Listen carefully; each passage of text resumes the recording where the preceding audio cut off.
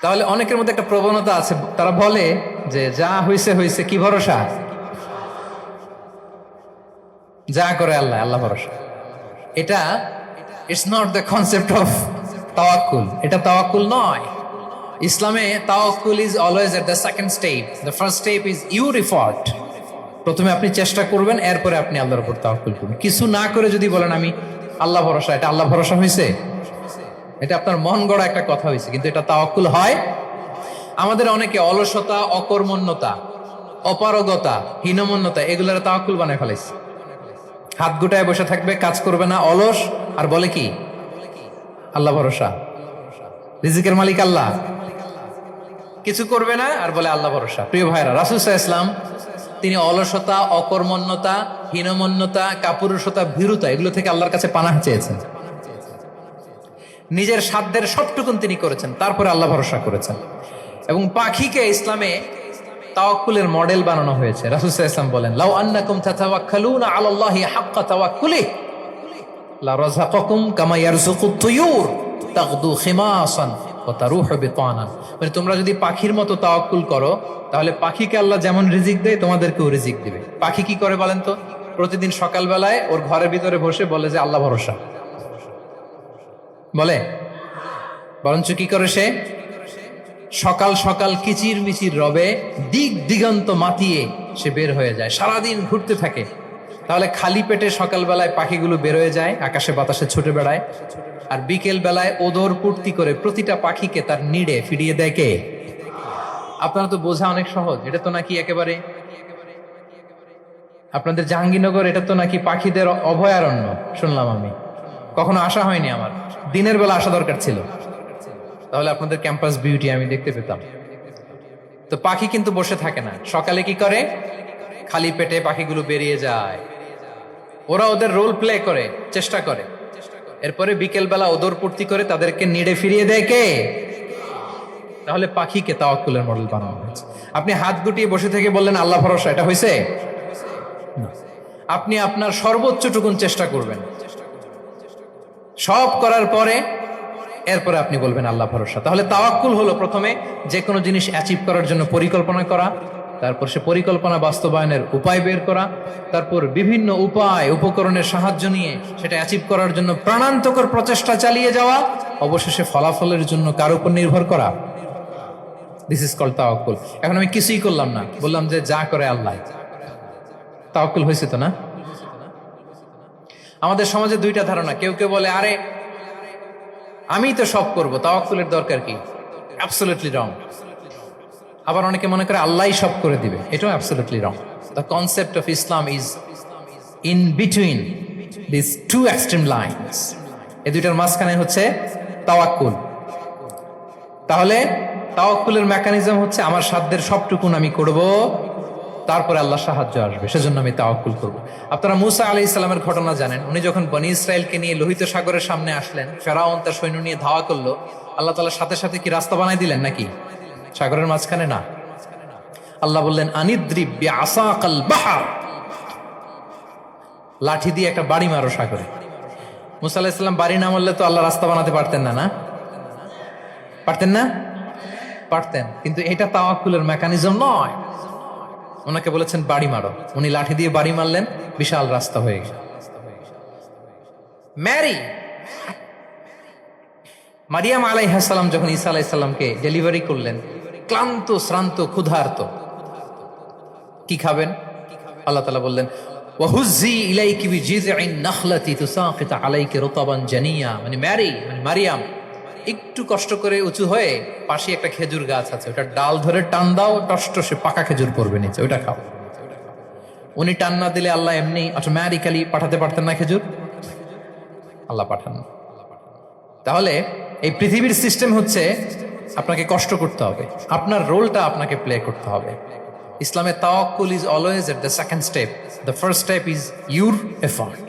আপনাকে চেষ্টা করতে হবে, তারপরে আপনি তাওয়াক্কুল করবেন, তাহলে এটা প্রপার তাওয়াক্কুল হবে। তাহলে এখন থেকে হাত গুটিয়ে বসে থেকে আল্লাহ ভরসা বলবেন? আমরা এটা ভুল করে ফেলি। রাসূল সাল্লাল্লাহু আলাইহি ওয়াসাল্লাম, ওনার কাছে আল্লাহ সাহায্য আসতো, জিবরিল আলাইহিস সালাম আসতো, তারপরেও কখনো তিনি নিজের ভাগ্য আল্লাহর হাতে ছেড়ে দিতেন না। আমাদের মতো যা করে আল্লাহ, আল্লাহ ভরসা বলে কখনো নিজের ভাগ্য আল্লাহর হাতে ছেড়ে দিতেন, বরং নিজের সাধ্যের সবটুকুন দিয়ে তিনি চেষ্টা করতেন। তারপর তিনি ভরসা করতেন কার উপর? আপনি হিজরতের ঘটনাটা দেখেন। আল্লাহ যেদিন বললেন যে আজ রাতেই তুমি আর আবু বকর হিজরত করো, রাসূল সাল্লাল্লাহু আলাইহি ওয়াসাল্লাম ওই দিন দুপুরবেলা আবু বকর রাদিয়াল্লাহু তাআলা আনহুর ঘরে গেলেন। তিনি কখনো দুপুরবেলা বেরোন না, তিনি কখনো মাস্ক পরে বেরোতেন না। সেদিন তিনি মাস্ক পরে বেরোলেন, খারাজা মুতাকান্নিয়ান, মুখ ঢেকে বেরোলেন। আবু বকর রাদিয়াল্লাহু তাআলা আনহুর ঘরে যেয়ে বলেন, আবু বকর আখরিজ মান ফিল বাইত, ঘরে যারা আছে বের করে দাও, প্রাইভেট আলাপ আছে। আবু বকর রাদিয়াল্লাহু তাআলা আনহু বললেন, ইয়া রাসূলুল্লাহ, আসমা আর আয়েশা একজন তো আপনার পরিবার আর একজন তার বোন, আমরাই তো, বলেন। রাসূল সাল্লাল্লাহু আলাইহি ওয়াসাল্লাম আশ্বস্ত হলেন, বললেন যে আজ রাতেই আমরা হিজরত করব। আজ রাতেই। মক্কা থেকে মদিনা হচ্ছে উত্তর দিকে, কোন দিকে? আপার নর্থ। তিনি মক্কা থেকে মদিনায় হিজরত করবেন উত্তরে, কিন্তু তিনি বের হলেন দক্ষিণ দিক দিয়ে, শত্রুর চোখে ধুলি দেওয়ার জন্য। দেখেন, দিনের বেলা বেরোলেন না, রাতে বেরোলেন। দেখেন, একটার পর একটা প্রিকশন। দুপুরে বেরোলেন, চেহারা ঢেকে বেরোলেন, প্রাইভেসি মেনটেন করলেন। ডেস্টিনেশন এদিকে, বের হলেন এই দিক দিয়ে, সবার চোখের অন্তরালে তিনি বের হলেন। এবং তিনি আবু বকর রাদিয়াল্লাহু তাআলা আনহুকে বললেন, সবাই যেই পথে মদিনা যায় আমরা কিন্তু ওই পথে যাব না, ক্যারাভানগুলো যেই পথে যায় ওই পথে না, সাওয়াহিলি একটা আনইউজুয়াল রুট ধরে আমরা যাব, সাগরের পার ঘেঁষে ঘেঁষে, যাতে ওরা বুঝতে না পারে। এই জন্য আবু বকর রাদিয়াল্লাহু তাআলা আনহু একজনকে ভাড়া করলেন, আব্দুল্লাহ ইবনে উরাইকেত নামে, যে আনইউজুয়াল রাউটটা চিনে, যে সাগরের পাশ ঘেঁষে চলে যাওয়া পথ দিয়ে মক্কা থেকে রাসূল সাল্লাল্লাহু আলাইহি ওয়াসাল্লামকে মদিনায় পৌঁছায়। দুইটা উট তিনি 2 মাস ধরে এটাকে নার্চারিং করে রাখলেন। 3 দিন আবু বকর রাদিয়াল্লাহু তাআলা আনহু এবং রাসূল সাল্লাল্লাহু আলাইহি ওয়াসাল্লাম গারে সাউরে অবস্থান করলেন 3 দিন, যাতে করে বুঝতে পারেন যে মক্কায় তাদের ব্যাপারে কি বলা হয়। এবং আবু বকর রাদিয়াল্লাহু তাআলা আনহুর ছোট্ট ছেলে আব্দুল্লাহকে অ্যাসাইন করা হলো যে, আব্দুল্লাহ, তুমি তো ছোট মানুষ, তুমি প্রতিদিন মক্কার বাজারে যেয়ে শুনবা যে আমাদের ব্যাপারে কুরাইশরা কি বলে। নিশ্চয়ই তারা তন্ন তন্ন হয়ে আমাদেরকে খুঁজবে, না পেয়ে ওরা কি কি পলিসি নেয় এটা এসে আমাদেরকে জানাবা। সুবহানাল্লাহ।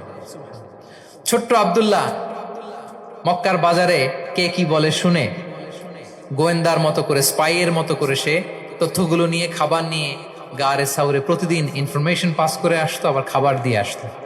আচ্ছা বলেন তো, এই ছোট্ট আব্দুল্লাহ যেই পথে যায়, মরুভূমির উপরে তার ফুটপ্রিন্ট আছে না? আব্দুল্লাহর ফুটপ্রিন্ট।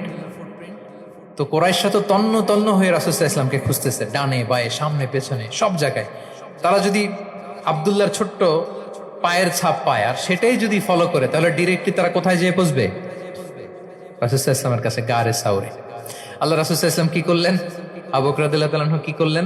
আমির ইবনে ফুহায়রা নামে আরেকটা লোককে অ্যাসাইন করলেন, যে 3 দিনের জন্য আব্দুল্লাহ যখন তথ্য নিয়ে খাবার দিয়ে চলে যাবে, আমির ইবনে ফুহায়রা, তোমার কাজ হচ্ছে যেই পথ দিয়ে আব্দুল্লাহ হেঁটেছে এই পথ দিয়ে তুমি আমাদের ছাগলগুলোকে একটু চড়াই দিবা।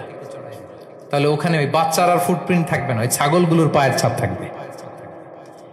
অনেক লম্বা ঘটনা, এরকম একটার পর একটা প্রিকশন আল্লাহ রাসূল সাল্লাল্লাহু আলাইহি ওয়াসাল্লাম এবং আবু বকর রাদিয়াল্লাহু তাআলা আনহু ওনারা নিয়ে তারপরে হিজরতের পথে রওনা হয়েছেন। এবং যখন রওনা হয়েছেন, রাসূল সাল্লাল্লাহু আলাইহি ওয়াসাল্লাম ডানে বায়ে তাকান না, তিনি কোরআন তেলাওয়াত করছিলেন। হি ওয়াজ রিসাইটিং দ্য কোরআন, কারণ now he is in the state of তাওয়াক্কুল।